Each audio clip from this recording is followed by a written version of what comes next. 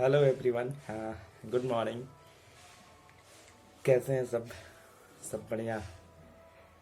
हाँ, तो चलिए आज मैं आप लोगों के लिए एक वीडियो लेकर आया हूँ और वो वीडियो है एसबीआई पीओ की जो अभी वैकेंसी आई है उस पे। बहुत लोग क्या है ना कि पहले तो मैं बता दूँ एसबीआई पीओ की वैकेंसी इस बार 2000 आई है और 2022 वाले बैच में यानी पिछले बैच में 1673 वैकेंसी थी। और इस बार 2000 वैकेंसी है तो करीब 350 वैकेंसी इस बार ज़्यादा आई है और ये वैकेंसी घटेगी बढ़ेगी भी। स्टार्टिंग में पिछले साल 1645 से थे शायद और बढ़ के 1673 हो गया था, तो अभी 2000 वैकेंसी है इस बार। तो इस बार भी कुछ इंक्रीज हो सकते हैं।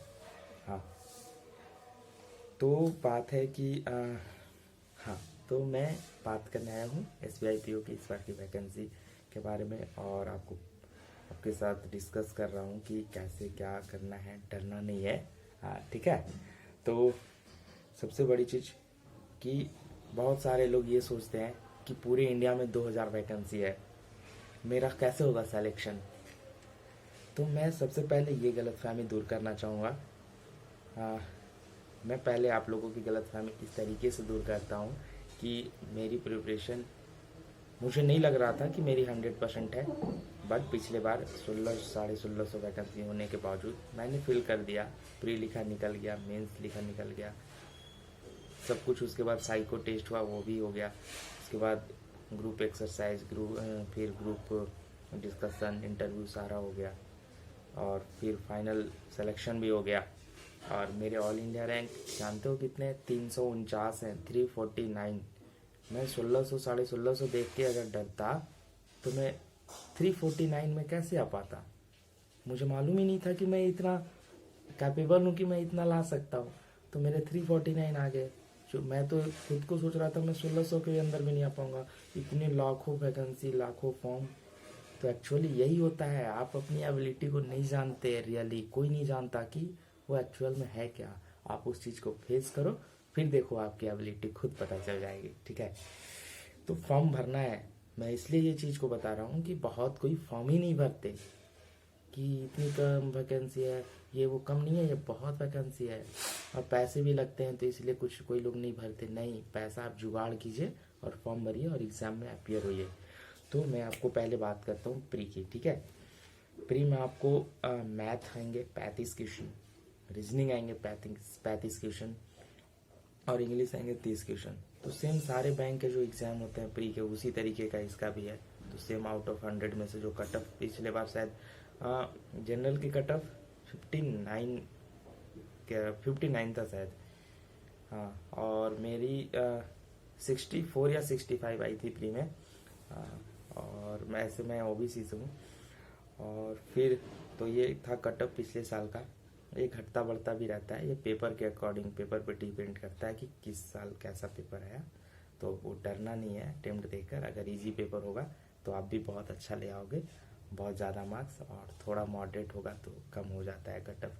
तो ये चीज़ें होती रहती है। तो बहुत कोई डर जाते हैं कि वैकेंसी ये बहुत ज़्यादा लोग अटेम्प्ट किए हैं, कैसे होगा। नहीं, पेपर इजी है तो सबका आ ही जाएगा, पेपर टफ है तो कम जाएगा।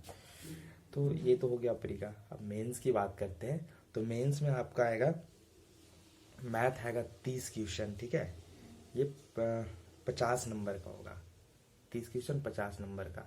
कुछ क्वेश्चन 2 नंबर के होंगे, कुछ क्वेश्चन 1 नंबर के होंगे, ऐसे होता है। तो 30 क्वेश्चन 50 नंबर का। रीजनिंग में 40 क्वेश्चन 50 नंबर का। इसमें भी कुछ 1 नंबर के, कुछ 2 नंबर के ऐसे आएंगे। तो रीजनिंग 40 क्वेश्चन 50 नंबर का। इंग्लिश 35 क्वेश्चन 40 नंबर का। इसमें भी कुछ क्वेश्चन 2-2 नंबर के आते हैं। तो 35 क्वेश्चन इंग्लिश के आएंगे 40 नंबर का। और जीए 50 क्वेश्चन होंगे, 60 मार्क्स का होगा। ठीक है। तो टोटल आपका 155 क्वेश्चन होगा। टोटल मार्क्स 200 होगा मेंस का। उसके बाद आपका डिस्क्रिप्टिव राइटिंग आएगा, जिसमें एक लेटर राइटिंग और एक ऐसे राइटिंग मिलेगा और वो 30 मिनट में लिखना होता है। ठीक है। और वो लेटर राइटिंग और वो ऐसे राइटिंग टोटल मिलाकर वो आपको 50 मार्क्स का होता है।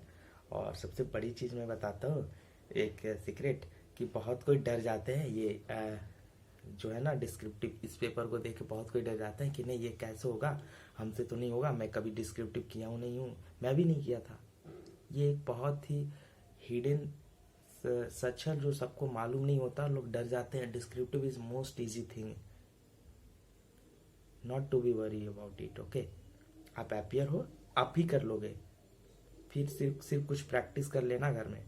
मैं बताऊंगा आगे, बनाऊंगा कैसे करनी है डिस्क्रिप्टिव, ये सारी चीज़ें बहुत ईजी है, सब हो जाएगी। आपको करना है, हैप्पियर होना है, ठीक है। और उसके बाद आपका मेंस सब ये होगा, तो आपके जो मेंस के पेपर टोटल 155 क्वेश्चन, 200 मार्क्स, 3 घंटे के होंगे। उसके बाद आधे घंटे अलग से मिलेंगे आपको डिस्क्रिप्टिव के लिए, ठीक है, वो 50 मार्क्स के। तो टोटल आपका 250 मार्क्स हो गया, ठीक है। और इस 250 मार्क्स में आपके कटअप 70 के अराउंड गए थे, मुझे एग्जैक्ट अभी याद नहीं है, मुझे देखना पड़ेगा। 70 या 72 शायद गए थे, ठीक है, तो उतना गए थे। और जो मेरी फाइनल जो मेरिट बनी, जो फाइनल ज्वाइनिंग के लिए, वो मेरे 90 पॉइंट समथिंग है, जो कि मैं वीडियो डाल रखा हूँ उस पर, और उसमें इतने अच्छे रैंक आ गए। तो आप देख लो टोटल 250 मार्क्स में, इसमें इंटरव्यू भी ऐड कर लो, इंटरव्यू का भी मार्क्स ऐड कर लो, तो इंटरव्यू का वो ऐड होता है बाद में, वो आउट ऑफ 100 करके। तो मतलब 250 नंबर के ये मेंस होते हैं टोटल डिस्क्रिप्टिव लेके, उसमें आपके 70 के अराउंड, मान लो 75 नंबर आपको लाने हैं, 250 में 75, कितना ईजी है, आपके मेंस क्लियर हो जाएंगे।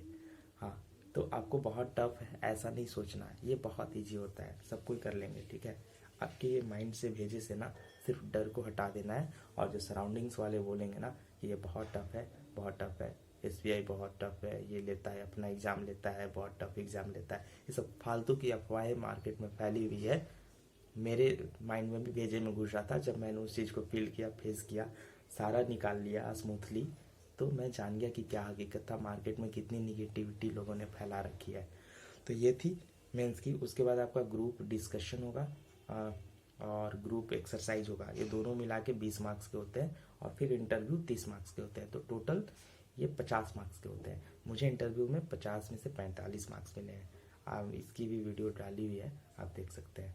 तो ये थी टोटल क्या होती है, पैटर्न मैं बता दिया। तो ये थी, अब मैं बातें करता हूँ कि कैसे क्या करना है, ठीक है।